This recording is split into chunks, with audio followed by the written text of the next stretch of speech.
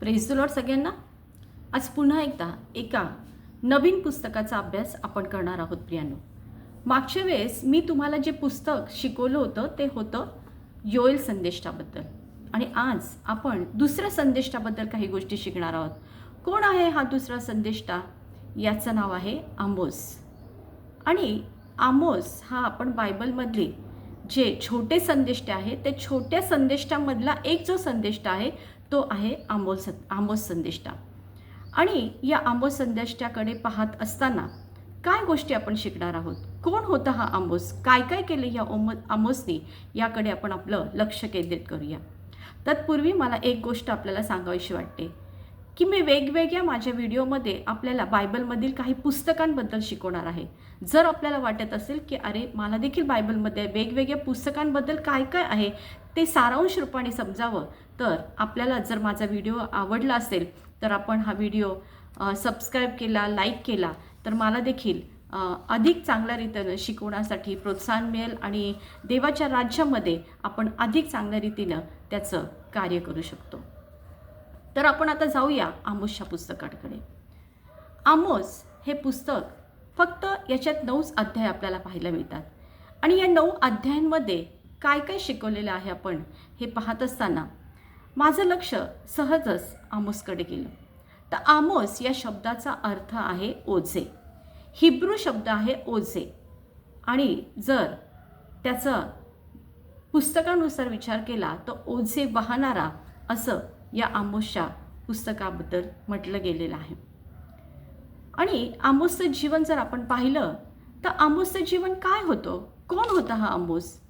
तर तकोवा या छोट्याशा गावामध्ये राहणारा एक साधा सर्वसामान्य व्यक्तिमत्व असलेला मेंढपाळ शेतकरी, जो रोज सकाळी नित्यनियमाने उठायचा आणि उठल्यानंतर आपल्या शेताकडे जायचं, आपल्या मेंढरांना सांभाळायचं आणि जंगलातली जी उंबराची झाडं होती त्याकडं आपलं लक्ष ठेवायचं, आणि त्यांची जी फळं होती ती गोळा करायची, आणि असा छोटासा एक आपण त्याला व्यापारी म्हणूया असा हा आमोस होता. आणि शिस्तप्रिय जीवन जगणारा आमोस हे एक व्यक्तिमत्व होतं. देवाला देखील त्याच्या जीवनामध्ये शिस्त पाळणारे लोक आवडतात. देव त्याच लोकांची निवड करतो प्रियांनो त्याच्या सेवेसाठी ज्यांचं जीवन शिस्तमय असतं. बेशिस्त लोकांना देव त्याच्या सेवेसाठी कधीही निवडत नाही, हे मी तुम्हाला खात्रीने सांगू शकते. एक दिवस सकाळीच आमोस नेहमीप्रमाणे उठला, आणि उठल्यानंतर तो नित्यनियमाप्रमाणे त्याच्या शेतामध्ये गेलेला असताना त्याला एक वाणी ऐकायला आली, आमोस आमोस. आमोसने इकडं तिकडं पाहिलं, पण आमोसच्या दृष्टीसमोर काहीच नव्हतं. मोठे मोठे आजूबाजूला डोंगर होते आणि विस्तीर्ण अशी जमीन फक्त त्याच्या गावासमोरची त्याला दिसत होती, पण सगळं काही शांत होतं, सगळं काही निशब्द होतं. पुन्हा एकदा थोड्या वेळाने पुन्हा आमोसला तोच आवाज ऐकायला आला, आमोस आमोस. आणि आमोसने दृष्टी वळून इकडे तिकडे पाहिलेलं असताना त्याच्या लक्षात आलं की ही देवाची वाणी आहे, आणि तो निशब्द झाला. देवाने त्याला सांगितलं, आमोस, मी तुझी निवड माझ्या लोकांना माझा संदेश सांगण्यासाठी केलेली आहे. तर उठ आणि जा, माझ्या इस्रायल लोकांना मला जे सांगायचं आहे ते तू त्यांना जाऊन सांग. आमोस थोड्या वेळ शांत राहिला, आणि तो असं म्हणाला की देवा, मी कसा काय जाऊ? मी कोणी मोठा संदेष्टा नाही, मी कोणी मोठा याजक नाही, माझ्यामध्ये कुठलं टॅलेंट नाही, मी एक सर्वसामान्य व्यक्ती, आणि इतक्या लोकांना जाऊन मी एवढ्या तुझ्या इस्रायल लोकांना जाऊन कसं काय सांगू, आणि ते माझं ऐकतील का? आमोस घाबरलेला होता. त्याला माहीत होतं की आपण याजकीय घरामध्ये सुद्धा नाही आहे, आपल्याला कुठलंच ज्ञान नाही आहे. परमेश्वराने सांगितलं, माझा आवाज म्हणून तू त्या लोकांपर्यंत जायचं, आणि मी जे सांगेल ते तुला सांगायचं. आमोस शांत राहिला. आपण पाहतो काही दिवस आमोसच्या डोक्यात तेच विचार सारखे सारखे येत होते, आणि त्याच्या हे लक्षात आलं की देवाने त्याला त्याच्या सेवेसाठी निवडलेलं आहे, देवाने त्याला त्याच्या सेवेसाठी पाचारण केलेलं आहे. हे जेव्हा आमोसच्या लक्षात आलं तेव्हा आमोसने आपलं तकोवा जे गाव होतं ते गाव सोडून दिलं. त्याचं जे मेंढरं चारण्याचं काम होतं ते त्यांनी सोडून दिलं. त्याचा छोटासा व्यापार होता ते सगळं सोडून तो बाहेर पडला. आणि बाहेर पडून आपण पाहतो यराबाम जिथं राज्य करत होता त्या यरुशलेममधल्या बेथेल ह्या गावामध्ये तो गेला. आणि त्या गावामध्ये गेलेला असताना त्याने सगळी परिस्थिती पाहिली. सर्वसामान्य व्यक्तिमत्व असलेला आमोसची निवड देवाने त्याची वाणी म्हणून केली. प्रियानो, आमोसला ते धैर्य प्राप्त झालं, ती हिंमत प्राप्त झाली. कुठून आलं त्याला हे सगळं धैर्य? त्याच्याबरोबर देव होता. प्रियानो, आणि जेव्हा देव एखाद्या व्यक्तीबद्दल बरोबर असतो तेव्हा तो कितीही सामान्य असू द्या, कितीही सर्वसामान्य असू द्या, असामान्य गोष्टी देव त्याच्याकडून करून घेतो. आणि म्हणूनच आमोसला जेव्हा तो त्या यराबाम राजाच्या समोर गेला, त्या राजमहालात गेला, आणि राजमहालात गेल्यानंतर एक सामान्य व्यक्ती जर एखाद्या राजाच्या समोर उभी असेल ते इतकी सोपी गोष्ट वाटते तुम्हाला प्रियांनो, की त्याला जाऊन काहीतरी सांगायचं, देव काय म्हणत असेल, लोक काय म्हणत असेल, जे पण काही सांगायचं असेल ते सांगणं इतकं सोपं होतं का प्रियांनो? ते सांगणं इतकं सोपं नव्हतं. पण ते धैर्य देवाने त्याला दिलेलं होतं. आणि त्याला माहीत होतं की ही देवाची वाणी, हे देवाचा संदेश मला जाऊन या लोकांपर्यंत सांगायचा. आणि जेव्हा तो सांगायला लागला की तुम्ही जे काही आज करत आहात हे देवाच्या दृष्टीने सगळ्या गोष्टी चुकीच्या करत आहात. त्या काळात यराबाम हा राजा अतिशय दुष्टतेने लोकांबरोबर वागत होता. गरीब विधवा यांच्यावर अत्याचार होत असलेले जेव्हा देवाच्या लक्षात आले तेव्हा देवाने आमोसला पाठवलं आणि यराबामला सांगितलं की आजच जर तुम्ही देवाची वाणी ऐकली नाही तर खूप मोठ्या अनर्थाला तुम्हाला सगळ्यांना सामोरं जावं लागेल. यराबाम राजाला खूप राग आला. इतका राग आला की त्याने सांगितलं की ह्याला राजमहालाच्या बाहेर काढा. पण बाहेर काढत असताना सुद्धा आमोस घाबरला नाही. प्रियानो, त्याला जे पण काही सांगायचं होतं ते त्यांनी सांगितलं. काही लोक असं म्हणत होते की याची काय योग्यता, हा मेंढपाळ येऊन आता आम्हाला शिकवणार का? याच्यामध्ये कुठलं एवढं ज्ञान आहे? हा संदेष्टा आहे का? हा याजक आहे का? याजकाचा मुलगा आहे? हा कोण आम्हाला शिकवणारा? असे अनेक लोक काही बोलत होते त्याच्याबद्दल. आणि तेव्हा आमोसने एकच गोष्ट सांगितली. आपण पाहतो की अमस्या हा जो याजक होता त्या याजकाने जेव्हा त्याला सांगितलं की तू कोण आम्हाला शिकवणारा, तेव्हा अमस्याला आमोसने एवढंच सांगितलं की तो म्हणतोस ते बरोबर आहे, मी कोणीच नाही, मी एक छोटा साधा मेंढपाळ आहे आणि उंबराचे झाडाचं रक्षण करणारा एक शेतकरी आहे.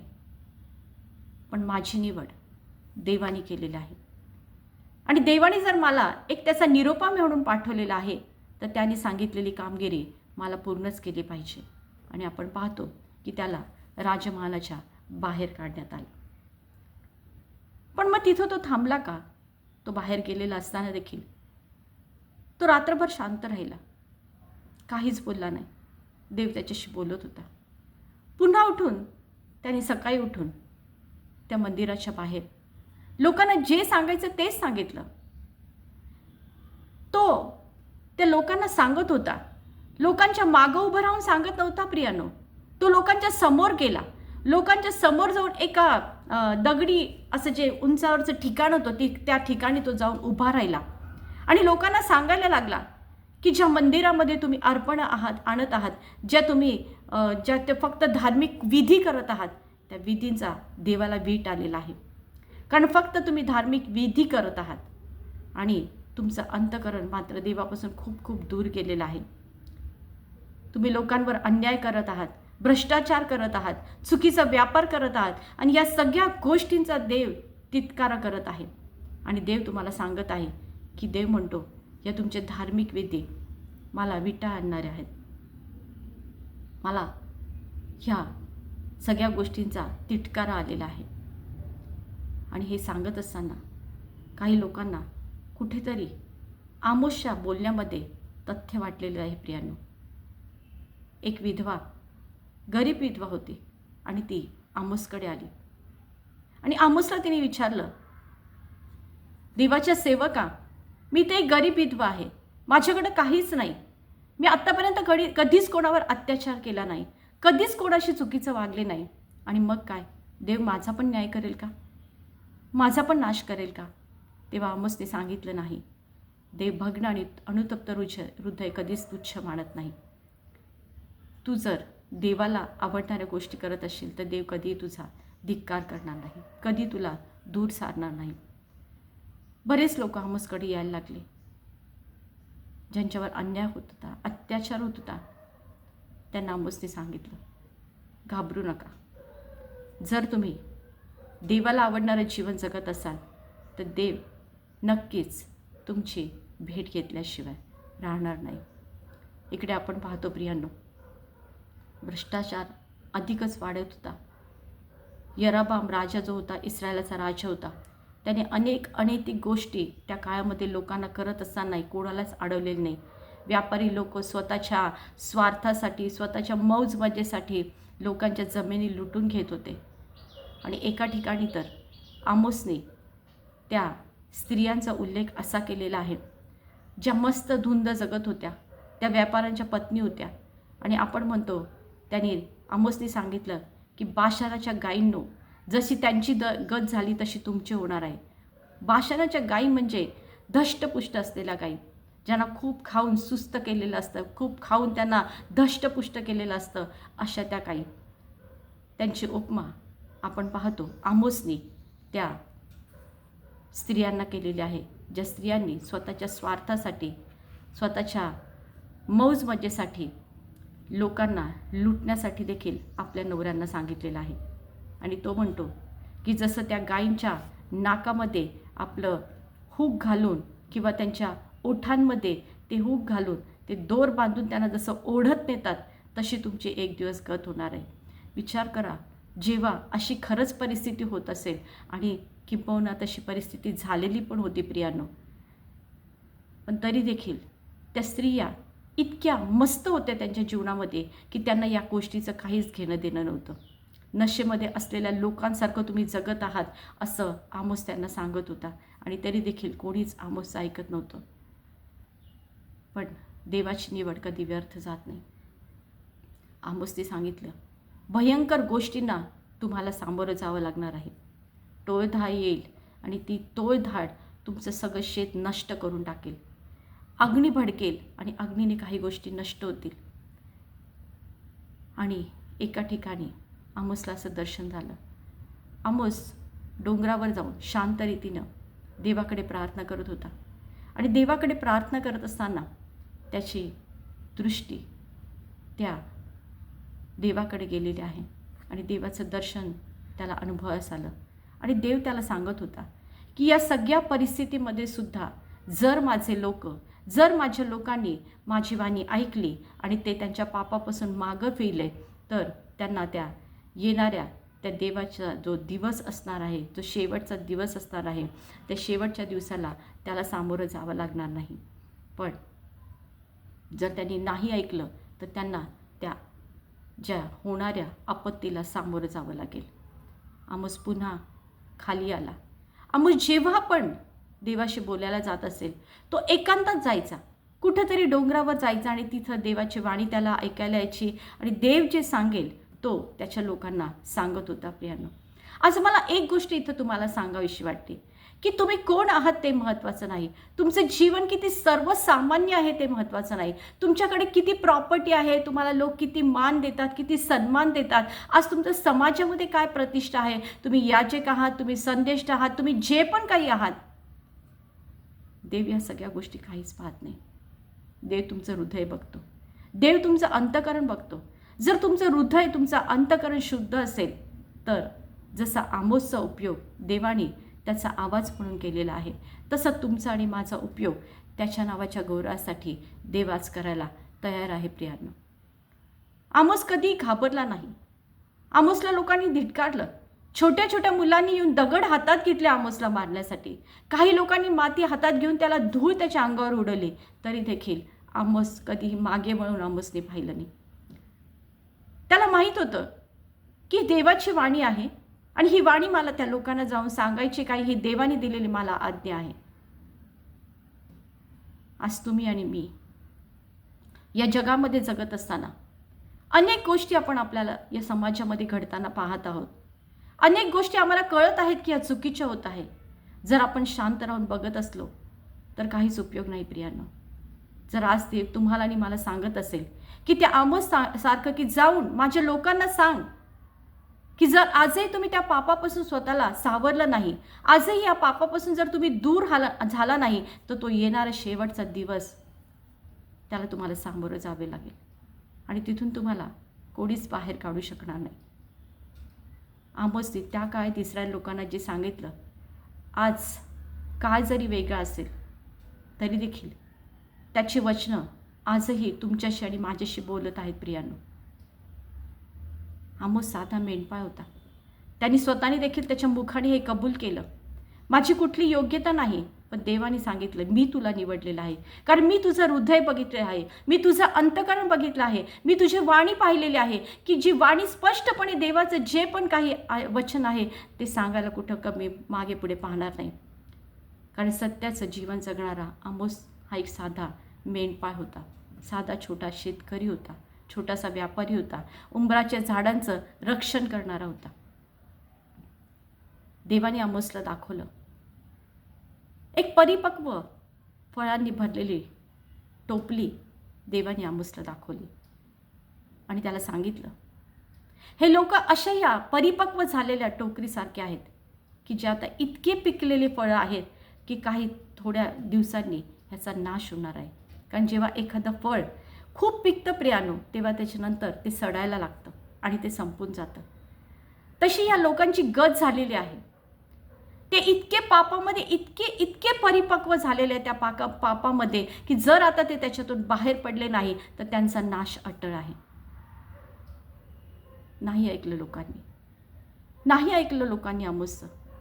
ज्यांनी ऐकलं ते तारले गेले, पण ज्यांनी नाही ऐकलं त्यांचा नाश अटळ होता. आणि आपण पाहतो पुढे खूप साऱ्या विपत्तीला त्यांना सामोरं जावं लागलं आणि सगळं नष्ट झालं. कारण जोपर्यंत सगळं काही चांगलं असतं तोपर्यंत आपल्याला कोणी कितीही काही सांगितलं तर आम्ही त्याच्याकडे कधीच लक्ष देत नाही, कारण आम्ही सुखात नांदत असतो. सगळं काही चांगलं असतं, पण सगळं काही चांगलं असतं ना प्रियांनो, तेव्हा आम्हाला कळतच नाही की त्यातलं बरोबर काय आहे आणि त्यातलं चुकीचं काय आहे. पण जर एखाद्या सेवकाकडून देवाची वाणी तुम्हाला कळत असेल, देव जर तुमच्याशी बोलत असेल, देव जर तुमच्या अंतःकरणाला स्पर्श करत असेल, तर समजून घ्या देव तुम्हाला काहीतरी सांगत आहे, देवाची तुम्हाला काहीतरी सांगायची इच्छा आहे. आज देवाची सेविका म्हणून मी इतकंच सांगू इच्छिते, जर देव तुमच्याशी बोलत असेल तर आजही वेळ गेलेली नाही. त्या काळामध्ये सुद्धा ज्या लोकांनी देवाची वाणी ऐकली, देवाने त्याला त्या सगळ्या परिस्थितीमध्ये सुरक्षित ठेवलेलं आहे. डोळ्याची धाड येऊ द्या, अग्नीमुळे नाश होऊ द्या, परिपक्व फळे झालेली असताना सुद्धा, पाप इतकं सगळं वाढलेलं असताना सुद्धा ज्यांनी देवाकडे पाहिलं, देवाने त्यांना त्याच्या स्वर्गीय राज्यात येण्यासाठी कुठल्याही मार्गात अडथळे जरी निर्माण झालेले असतील तर ते मार्गातून बाहेर काढून पुढे नेण्याचा जो मार्ग होता त्या मार्गापर्यंत नेण्यासाठी देवाने त्यांना सहाय्य पुरवलं. खरोखरीच देवाचा काळ जवळ आलेला आहे. जगातली चिन्ह जर आपण पाहिलेली आहे तर त्या जगातल्या चिन्हाकडे पाहत असताना बायबलमधली सांगितलेली प्रत्येक भविष्यवाणी आज कुठेतरी पूर्ण होताना आपल्याला दिसत आहे. पण आपले डोळे कुठेतरी सैतानाने आंधळे करून ठेवलेले आहे. दिसत असूनही न दिसल्यासारखं आपण या जगामध्ये जीवन जगत आहोत. किती दिवस आपण अशा रीतीने जगत असणार? आज देव आपल्याशी बोलत आहे. त्या काळात आमोसद्वारे इस्रायल लोकांशी देव बोलत होता. आज वचनाद्वारे देव आपल्याशी बोलत आहे. आपण किती धन्य लोक आहोत की आपण या कृपेच्या काळामध्ये जगत आहोत. प्रभू येशू ख्रिस्ताला, त्याच्या एकुलत्या एका पुत्राला पित्याने या जगात तुमच्या आणि माझ्यासाठी पाठवलं. त्याचं अनमोल रक्त त्याने तुमच्या आणि माझ्यासाठी सांडलं. काय आमच्या जीवनात ते व्यर्थ जाणार आहे का? काय आजही आपण याकडे दुर्लक्ष करणार आहोत का? आज जर देव आपल्याशी बोलत आहे तर जाऊया त्याच्या दयासनात जाऊ. त्याला म्हणूया, प्रभू राजा, म्हणजे झालेल्या सगळ्या पातकांची आज मी तुझ्या चरणापाशी येऊन क्षमा मागते. देव प्रीती करणारा परमेश्वर आहे. तो प्रत्येकावर प्रेम करतो प्रियांनो. आम्ही कसंही असलो, आमचं जीवन कसंही असलं, ते देव तुमच्या आणि माझ्यावर प्रेम करतो. त्याची इच्छा आहे की त्याच्या लेकरांचा नाश होऊ नये. त्याची इच्छा आहे की त्याच्या प्रत्येक लेकराने, तुम्ही आणि मी त्याचे निवडलेले पात्र म्हणून या जगामध्ये त्याने तुम्हाला आणि मला ठेवलेलं आहे. तर एक आदर्श आमचं जीवन असलं पाहिजे.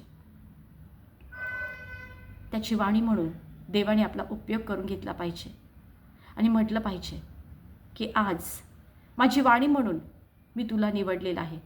आज माझी वाणी म्हणून मी तुला पाचारण केलेलं आहे. उठ आणि जे मी काही सांगेल ते माझ्या लोकांना जाऊन सांग. ज्या जगातल्या प्रत्येक व्यक्तीवर देव प्रेम करतो. देव हा हे पाहत नाही प्रियांनो की तो कुठल्या धर्माचा आहे, तो कुठल्या संस्कृतीचा आहे, कुठल्या देशामधला आहे. देव प्रत्येकाला सारखंच पाहतो. त्याने सगळ्यांवर सारखंच प्रेम केलेलं आहे. आज जे कोणी या चुकीच्या गोष्टीमध्ये आहेत, त्या चुकीच्या लोकांना देवाची वाणी सांगण्यासाठी आपल्याला उठून तयार व्हायचं आहे. आजही वेळ गेलेली नाही. आजही आपण पुढे जाऊया आणि त्या देवाला म्हणूया, देवा, जर तू सांगितलं आहेस तर मला ते करायचं आहे.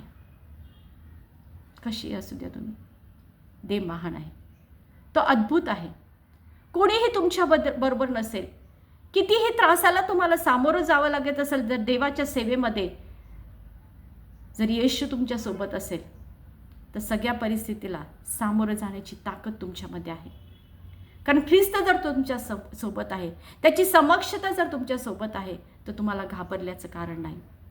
तो पवित्र आत्मा प्रत्येक क्षणी, प्रत्येक प्रसंगात काय निर्णय घ्यायचा ते तुम्हाला सांगेल प्रियांनो. काय तुमचं पाचारण आहे, पवित्र आत्म्याला विचारूया. आणि आमोसचा जर देवाने उपयोग करून घेतला तर देव तुमचा आणि माझा देखील उपयोग करून घ्यायला तयार आहे. पीक फार आहे पण कामकरी थोडे आहेत. खरोखरीच जर जगाच्या कानाकोपऱ्यापर्यंत देवाचं वचन आम्हाला न्यायचं आहे तर कशा रीतीने आम्ही वचन नेणार? पीक खूप आहे पण आम्हाला कामकरी कमी पडत आहे. एक कामकरी म्हणून देवाच्या राज्यासाठी सिद्ध होण्यासाठी आजच तयार होऊया. मला माहीत नाही कोणाचं पाचारण काय आहे, मला माहीत नाही देवाने तुम्हाला कुठल्या गोष्टीसाठी निवडलेलं आहे. पण ज्याही गोष्टीसाठी देवाने तुम्हाला निवडलेलं असेल त्या गोष्टीसाठी मागे पुढे न पाहता, जसं आमोसने मागे पुढे पाहिलं नाही, जेव्हा देवाची वाणी त्याला ऐकायला आली तेव्हा त्याने सगळं सोडून दिलं. ते तकोवा, ते छोटंसं गाव होतं ते सोडून दिलं आणि राजाच्या राजमहालामध्ये जाण्यासाठी तो सिद्ध झाला. कुठून एवढं सामर्थ्य त्याला आलं, कुठून एवढे धैर्य त्याच्या जीवनामध्ये आलं? ते धैर्य त्याचं नव्हतं प्रियानो, देवाची समक्षता त्याच्याबरोबर होती. देव त्याच्यासोबत होता. देवाची वाणी म्हणून देवाने त्याचा उपयोग करून गेला. आज देवाची वाणी म्हणून जर तुम्हाला वाटत असेल की देवा तुझी वाणी म्हणून तू माझा उपयोग करून घे, तर आज माग पुढे पाहू नका. आमोसच्या पुस्तकातून हेच शिकायला मिळतं की खरी धार्मिकता काय आहे. नुसतं तुम्ही मंदिरात जाऊन फक्त कुठले विधी करत असाल तर ही धार्मिकता नाही. किती पैसे तुम्ही देवाच्या राज्यासाठी दिले ते महत्त्वाचं नाही. कदाचित खूप काही गोष्टी तुम्ही देत असाल, पण देव म्हणतो या विधींचा मला कंटाळा आलेला आहे. का कंटाळा आला? कारण फक्त ते कृती करणारे होते, विश्वासाचं जीवन जगणारे ते नव्हते प्रियांनो. देवाला आवडणारं हृदय अंतःकरण त्यांच्या जीवनात नव्हतं प्रियांनो. आणि म्हणून त्या याजकांबद्दल, त्या राजांबद्दल तो म्हणतो की मला या सगळ्या गोष्टींचा तिटकारा आलेला आहे. आज त्याला अंतःकरणाचे शुद्ध लोक पाहिजे, खऱ्या मनापासून, खऱ्या अंतःकरणापासून एकमेकांवर प्रेम करणारे लोक पाहिजे. ते प्रेम करणारे लोक तुम्ही आणि मी बनूया. देवाला आवडणारे जीवन जगणारे लोक तुम्ही आणि मी बनूया. जर देव आपल्याशी बोलत नसेल, देवाची वाणी आपल्याला ऐकायला येत नसेल, तर म्हणूया प्रभू राजा, एकदा तरी तुझी वाणी माझ्या कानानं ऐकू दे. जेव्हा येशू आमच्या हृदयात येतो ना, आम्हाला बदलायची गरजच पडत नाही. तोच आमचं जीवन बदलून टाकतो. आमच्या जीवनातली प्रत्येक गोष्ट बदलायला लागते. आम्हालाच कळत नाही की ह्या गोष्टी माझ्या जीवनामध्ये बदलल्या कसे काय. ते बदलण्याचं सामर्थ्य त्याच्यामध्ये आहे. तो पवित्र आत्मा आम्हाला वरपासून खालपर्यंत बदलून टाकतो. आमचं काही राहतच नाही. सगळं काही आमचं देवाचं होऊन जातं. आणि मग सामर्थ्यानिशी देव आपला उपयोग करून घेतो. कामकरी खूप थोडे आहेत. कामकरी बनूया. तकोवा शहरात राहणारा, गावामध्ये राहणारा एक छोटासा मेंढपाळ आमोस जर एवढा इस्रायल लोकांना देवाचं वचन सांगण्यासाठी घाबरलं नाही, देवाची वाणी त्यांनी जशीच्या तशी लोकांपर्यंत पोहोचवली. जर नंतर आपण शेवटाकडे येतो की आमोसच्या जीवनाचं नक्की काय झालं, तर काही विद्वानांचं असं म्हणणं आहे की त्यांनी आमोसला एका खूप दूर अशा गावामध्ये सोडून दिलं. पण तिथंही तो शांत राहिला नाही. तिथंही त्यांनी लोकांना जे सांगायचं तेच सांगितलं. पण आता आमोसची वाणी शांत झालेली होती आणि तो लोकांना हे सांगत होता की जरी काही सगळं संपलेलं आहे तरी देखील एक दिवस असा येणार आहे की सगळं जे काही संपलेलं आहे ते पुन्हा जसंचं तसं देव करणार आहे. आज जरी काही गोष्टी नष्ट झालेल्या आहेत तरी देखील ते पुन्हा जे झोपड्या तुमच्या जळालेल्या आहेत, ते जे तुमचं नुकसान झालेलं आहे, कुठंतरी हिरवंगार जे होतं ते कुठंतरी संपलेलं आहे, ते पुन्हा देव जसंच्या तसं करणार आहे. फक्त देवाला जे आवडतं ते जगण्यासाठी तुम्ही आपलं जर सर्वस्व दिलं तर सगळ्या गोष्टी पुन्हा सुरळीत होणार आहे. पुन्हा एकदा तो म्हणतो की जिथं आज असं दिसत आहे की हरणी आपल्या मेलेल्या पिलांच्या इथं बसून रडत आहे, ते पुन्हा सगळं सुरळीत होणार आहे. पुन्हा सगळी आपले जे प्राणी आहेत ते जसेचे तसे वावरणार आहेत. ते सुंदरसं वातावरण पुन्हा जसं होतं तसं तयार होणार आहे. म्हणून घाबरू नका. देवाकडे पहा, देवाकडे लक्ष द्या. आणि जोपर्यंत आमोस होता, आमोस देवाची वाणी म्हणून जगला. देव जसं जसं त्याला सांगायचा तसं तसं तो लोकांना सांगत गेला आणि देवाच्या राज्यात आणण्यासाठी देवाने त्याचा शेवटपर्यंत उपयोग करून घेतला. आणि आमोसचं मरण कसं झालं ते जरी खात्रीने सांगता येत नाही, तर असं म्हणतात की आमोस जेव्हा एका उंच डोंगरावर देवाशी बोलायला गेलेला आहे आणि देवाशी बोलायला गेलेला असताना तिथंच देवाने त्याला त्याच्या जवळ घेतलेलं आहे, असं काही लोकांचं म्हणणं आहे. आपल्याला नक्की खात्रीने काही गोष्टी जरी सांगता आले नाही की आमोसच्या जीवनाचा अंत समय कसा झाला, पण एवढं मात्र नक्की समजतं की त्याच्या शेवटच्या जीवनाच्या शेवटच्या क्षणापर्यंत आमोसचा देवाने उपयोग करून घेतला. पुन्हा त्यांनी मागे वळून कधीच पाहिलं नाही. एकदा तो देवाच्या राज्यासाठी एकदा त्यांनी त्याचं पाऊल पुढे टाकलं तर शेवटपर्यंत सगळ्या परिस्थितीमध्ये तो सुखात असेल, त्रासात असेल, संकटात असेल, सगळ्या परिस्थितीत असेल तरी त्याला एकच माहीत होतं की माझ्या देवाची वाणी म्हणून देवाने जर माझी निवड केलेली आहे तर ती वाणी म्हणून शेवटच्या क्षणापर्यंत त्यांनी त्याचं काम पूर्णत्वास नेलेलं आहे. आज मी तुम्हाला सगळ्यांना इतकंच सांगू इच्छिते की देवाची वाणी आपण बनूया. देवाचं वचन घेऊन पुढे जाऊया. देवाच्या राज्यासाठी, देवाची वचनाची उलगडा करण्यासाठी देवाला म्हणूया, प्रभू राजा तुझ्या सेवेसाठी माझा उपयोग करून घे. कदाचित आपल्याला देवाने जे पण काही पाचारण दिलं मला माहीत नाही आहे, प्रत्येकाचं पाचारण वेगळं आहे प्रियांनो, पण आपण सगळे स्वर्गीय राज्याच्या कामासाठी सिद्ध होऊया आणि देव करो हे सगळं करण्यासाठी प्रभू आपल्या प्रत्येकाचं सहाय्य करो. आमेन.